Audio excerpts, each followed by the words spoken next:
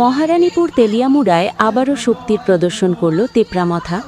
৮ই April ২০২৬ মানিক দেববর্মা হাতি এলাকায় অনুষ্ঠিত হয় মহারাজা প্রদ্যুৎ কিশোর দেববর্মার তৃতীয় মহাসমাবেশ। সভায় উপস্থিত ছিল জনসমুদ্র, যা স্পষ্টভাবে দেখিয়ে দেয় এলাকায় দলের ক্রমবর্ধমান জনপ্রিয়তা। এই সমাবেশেই বড়সড় রাজনৈতিক পরিবর্তন লক্ষ্য করা যায়। বিভিন্ন দল থেকে ৩২টি পরিবারের মোট ১২২ জন ভোটার তেপরামথা দলে যোগদান করেন। নবাগতদের হাতে দলীয় পতাকা তুলে দিয়ে আনুষ্ঠানিকভাবে দলে বরণ করে নেওয়া হয়। অনুষ্ঠানে উপস্থিত ছিলেন এনপিপির ওয়ার্কিং প্রেসিডেন্ট জেমস সাংমা, মন্ত্রী বৃষকেতু দেববর্মা এবং বিধায়ক রণজিৎ দেববর্মা সহ অন্যান্য নেতৃবৃন্দ। এই ব্যাপক যোগদানের ফলে মহারানীপুর তেলিয়ামুড়া এলাকায় তেপরামথার সংগঠন আরও শক্তিশালী হয়েছে বলে মনে করছেন রাজনৈতিক বিশ্লেষকরা।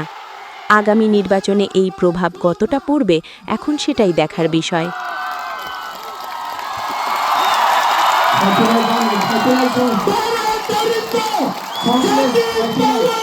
জিন্দাবাদ